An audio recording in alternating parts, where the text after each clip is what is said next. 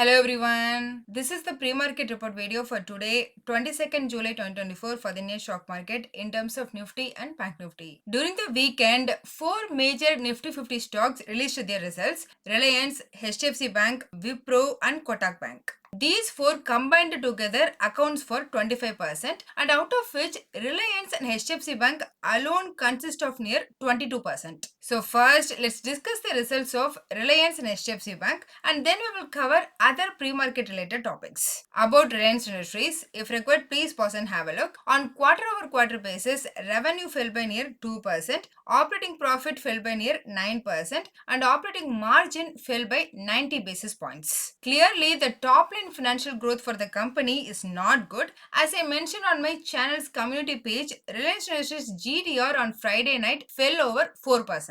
Here, because in Indian market itself on Friday, Reliance fell nearly 2%. So the remaining arbitrage is indicating the further 2% negative in the Indian market. Hence today, to balance that, either the Indian market has to fall further or the GDR market has to recover. So is there no positive news in Reliance results? To answer that, yes, there are a couple of positives. One, Mukesh Ambani explained that the fall in profit and operating margin contraction is due to the implementation of a new sustainable energy ecosystem. Reliance Industries is one of the major diesel exporter to Europe. Without this implementation of a sustainable energy ecosystem, then Reliance product would attract additional carbon tax. So if what he says is true and the investors agreed with this explanation means, then the profit contraction might go on easy. And another very important positive is the company's net debt, which dropped by 11% on a yearly basis and 3.3% on a sequential quarterly basis. This means the contraction in profit around 4,000 crore rupees was used to pay down the debt.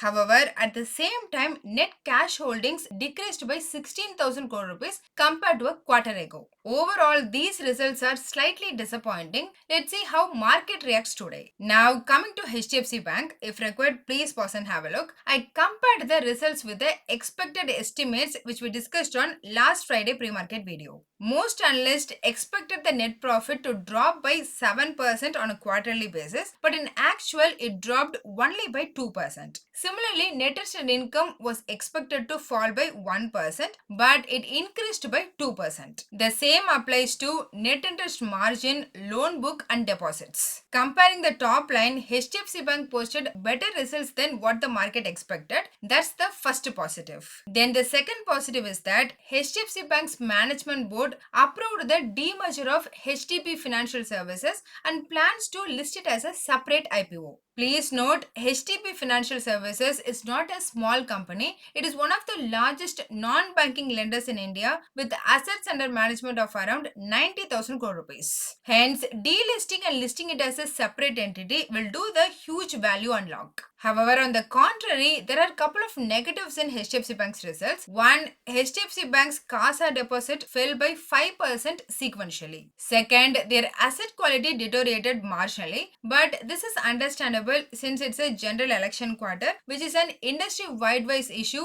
rather than specific to HDFC Bank. That's all about HDFC Bank's results. So based on how market reacting to these two results will define today's momentum. Additionally, tomorrow is budget day, and today at 1 p.m. India's economic survey will be presented in Parliament. All these factors will define the market today. Now about the US market. For the third day in a row, the sell-off continued on last Friday night as well. Dow Jones was down by 0.93%, S&P 500 down by 0.71%, and Nasdaq decreased by 0.81%. Meanwhile, VIX increased from below 16 on Thursday night to above 16.5 on Friday. So clearly, global momentum was not good. Part of the reason for Friday's negativity was due to a global cyber security issue which improved over the weekend. However, just now, Joe Biden withdrew his nomination from the US presidential election. So now there is a big question: who will compete against Donald Trump in 2024? This making the global momentum very uncertain and very unclear. Other than that, if you see the weekly futures open interest volume, compared to the end of 12th July, FIIs and DIIs increased their long positions substantially, whereas both retail traders and proprietary traders decreased their long positions. So So the FII long short position ratio is 1.36, which means FIIs are clearly on the positive side. This is evident in their stock activity, as even on Friday they net bought for 1500 crore rupees, whereas DIs net sold for 460 crore rupees. Then if we do the option volume analysis, compared to a week ago, retail traders have turned from more buyers on 12th July to more sellers in both call option and put option on last Friday. This means retail traders are more inclined towards range bound actions. On the other hand, FIs had more buyers than sellers in both call option and put option, indicating they expect a breakout on either side. Finally, proprietary traders are more inclined towards a breakout on the upside and range bound movement on the downside. So each group has different expectations. Only time will tell who is correct. As a summary, US market closed negative on Friday, mainly due to the cyber security issue. Additionally, now with US President Joe Biden out of the race, making the global momentum uncertain. Whereas weekend results, the economic survey released due today and the budget tomorrow made the local momentum uncertain as well. But for now, on Saturday morning, Gift Nifty closed at 24,416, which indicating a 100 points gap down opening. About the things to look out, IDBI Bank, Suzlon, Indian Overseas Bank and UCO Bank are some of the major Indian companies whose earnings results are scheduled to release today. And in terms of macro data, before our market opening, Chinese interest rate decision is due. Then during the market hours at 11:30 a.m., Germany's retail sales data is scheduled to be released, and at 1 p.m., India's economic survey is due in the Indian Parliament. These are some of the items we need to keep an eye out today. Coming to technical, Nifty opened 40 points gap up at a fresh all-time high 24,855, but it immediately lost momentum and extended the downtrend as the day progressed. It finally closed at around 24,530. Thus on the daily chart, Nifty formed a long bearish candlestick pattern, and if we consider last two sessions, then it's a bearish engulfing pattern with above average volumes. Normally, the formation of such bearish engulfing pattern after a reasonable upside is considered as a top reversal.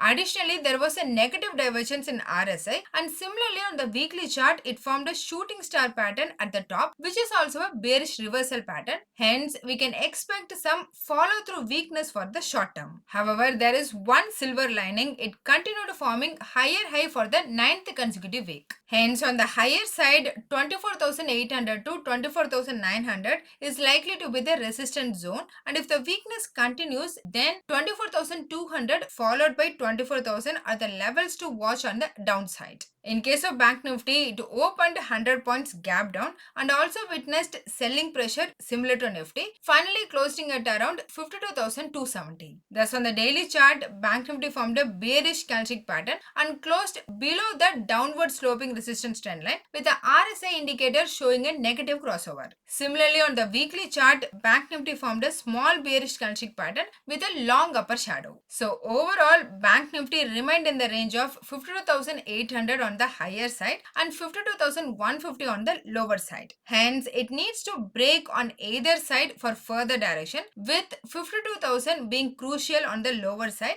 and 53,000 on the higher side. Then, as per the monthly options data, the maximum call option open interest was at 25,500 strike, followed by 26,000 and 25,000, with maximum new call option writing at 26,000 strike and then 25,000 and 24,700. On the put side, the maximum open interest was at 24,000 strike, followed by 23,500 and 24,500, with maximum new put option writing at 24,500 strike and then 23,300 and 24,100. Thus, from options data, it indicates that 24,500 is the key area to watch, with crucial support at 24,100 and resistance at 25,000. So that's all in this video. Hope you all got some useful information. Please consider subscribing to the channel and liking the video, so it will help me beat the YouTube algorithm and also motivate me to do more. Please don't make any investment decision based on this, as I'm not a SEBI registered advisor. I'm doing this for me and viewers' educational purpose only. Thanks for watching.